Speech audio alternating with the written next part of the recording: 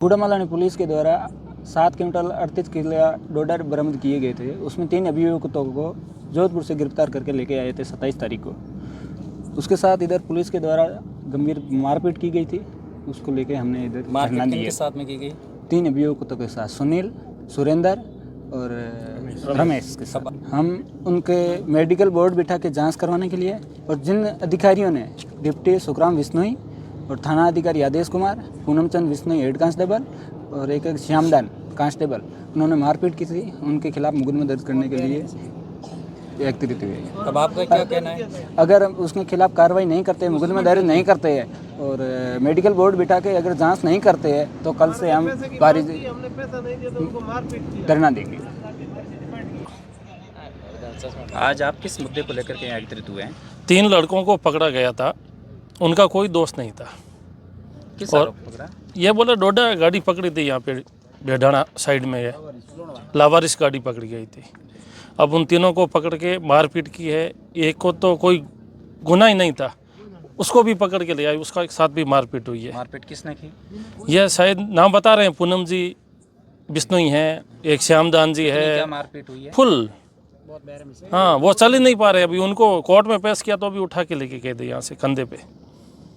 अब आपका क्या कहना है कि हमारा ये कहना है ये जांच दूसरे ज़िले में दी जाए, ये चारों को सस्पेंड किया जाए। 4 कौन? सुखराम जी बिश्नोई, आदेश कुमार जी।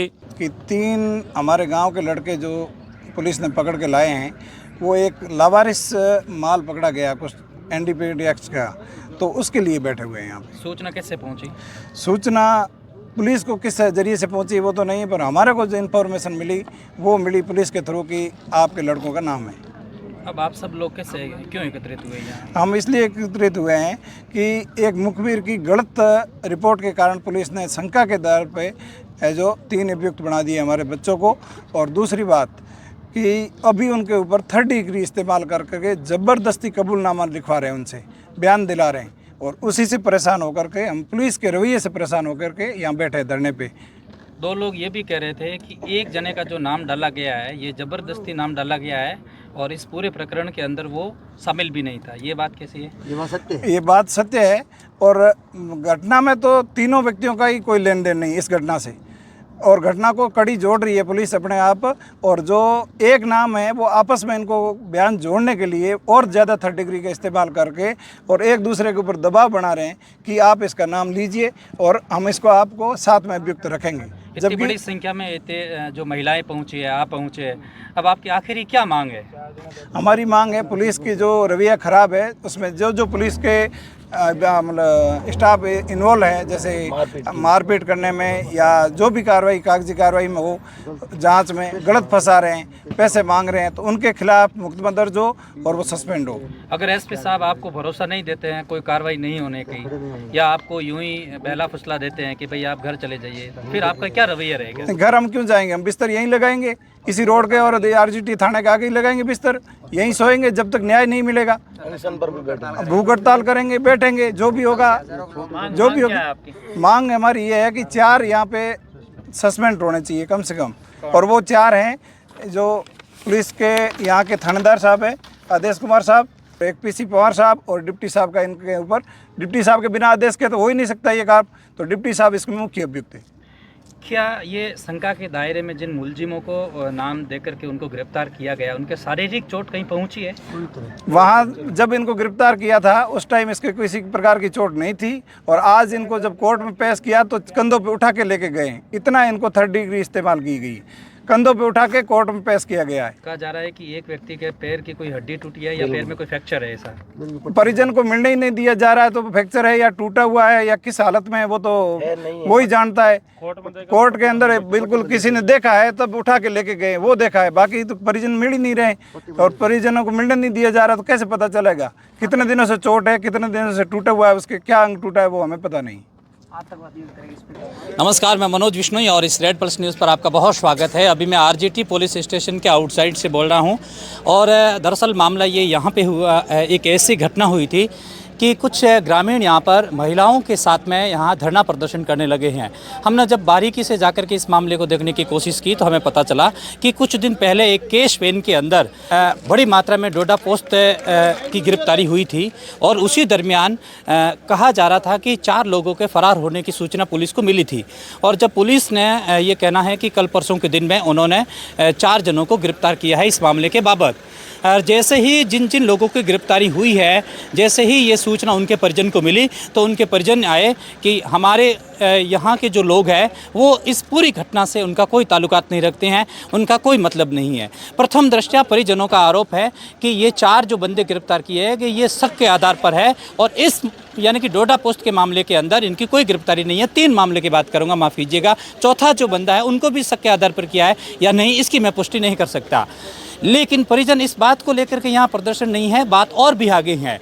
जिन 3 लोगों को संदेह के आधार पर पुलिस ने हिरासत में लिया है उनके साथ में 3rd डिग्री का एक टॉर्चर किया गया है, यानी कि उनके साथ में मारपीट की गई है, ज़बरदस्त तरीके से उनके साथ में मारपीट की गई है। यहाँ पर इन सभी लोगों का एक ही जो ये कहना है कि हमको न्याय मिलना चाहिए। प्रथम दृष्टया एक तो संदेह के आधार पर ये जिस तरीके से कार्रवाई हुई है ये गलत है और दूसरी बात ये है कि जिन तरीके से पुलिस का रवैया इन बंधुओं के साथ में रहा ये गलत है। जब प्रदर्शन की सूचना जब एसपी को मिली तो एसपी ने अपने एडिशनल एसपी जस्सा राम बोस को मौके पर भेजा, लेकिन मामला नहीं बना क्योंकि जो इन लोगों का आरोप है कि पुलिस का जो ये रवैया ठीक नहीं है। इन लोगों का कहना है कि कुल 4 कार्मिक पुलिस डिपार्टमेंट से ताल्लुकात रखने वाले कुल 4 जने, डिप्टी सुकाराम बिश्नोई, SHO आदेश कुमार और पूनम चंद और इनके साथ में नारायण लाल नाम करके कांस्टेबल है, उनकी ओर से इन बंधुओं के ऊपर मारपीट का आरोप लगाया गया है। एसपी ने एडिशनल एसपी को भेज तो दिया, लेकिन एडिशनल एसपी अभी भी ग्रामीणों के साथ में सामंजस्य बनाने में या सफल नहीं हुए पाए हैं। दूसरी बात मैं आपको एक और बताना चाहूँगा कि बड़ी मात्रा के अंदर यहाँ पर ग्रामीण एकत्रित हो चुके हैं महिलाओं के संग। ग्रामीणों का क्या कहना है आप सुनिएगा ज़रूर। कोई ये तो है नहीं कि NDPS का पहले मुकदमा है, ये तो है नहीं ना। मुकदमा बहुत है, ये मारना गुनाह किया है तो उनको सजा मिलेगी। वो कुछ है नहीं, आप सब चेक कर लीजिए, उनके साथ मारपीट हुई है तो ये 4 आदमी हमको यहाँ पे नहीं। एक रात में यदि मारपीट हुई है तो वास्तविक कार्रवाई करो।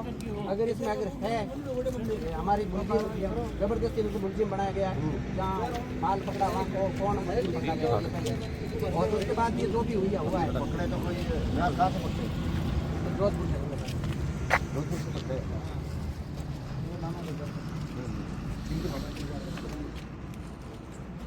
वो तो देखो नहीं सर, अपराध करेंगे वो तो है। भाई इतने लोग हो, आप लोगों में से किसी को नहीं पकड़ा, उनको क्यों पकड़ा? हाँ गुनेगार है, मारना चाहिए। मारना कौन सा करना है? वो तो निर्दोष भी है। एक भाई ने कहा है कि इसका कोई लेना देना नहीं है तो भी उसको पूछा गया, भाई से नाम चला ये कह गए साथ में ये करना तो अभी ये वो आपको भी कह क्या हुआ, आप सर को पूछो उनके साथ क्या हुआ। रमेश का कोई नाम नहीं है उसके अक्सर कहने तो उसके मार वो आप में बोला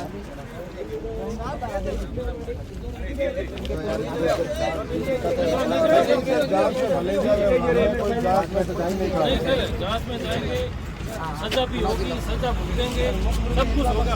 नहीं होते हैं। अरे ऐसे क्या मारपीट करके तो हाथ पैर तोड़ना होगा। देखो जांच के लिए आया हूँ और जांच करके ना आपको बताएंगे। मेडिकल है तो मेडिकल बोर्ड भी एक बार आप सर उनसे बात करो।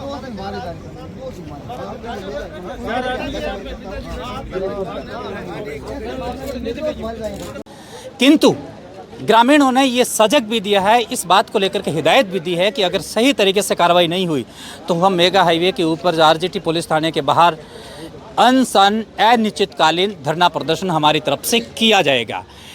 एडिशनल एसपी जस्सा राम क्या बोले, इस पूरे मामले के अंदर हमारी निगरानी रहेगी। बूढ़ा मालानी थाने में NDPS का मुकदमा हुआ था, जिनकी अनुसंधान हेतु थानाधिकारी RGT को दिया गया था।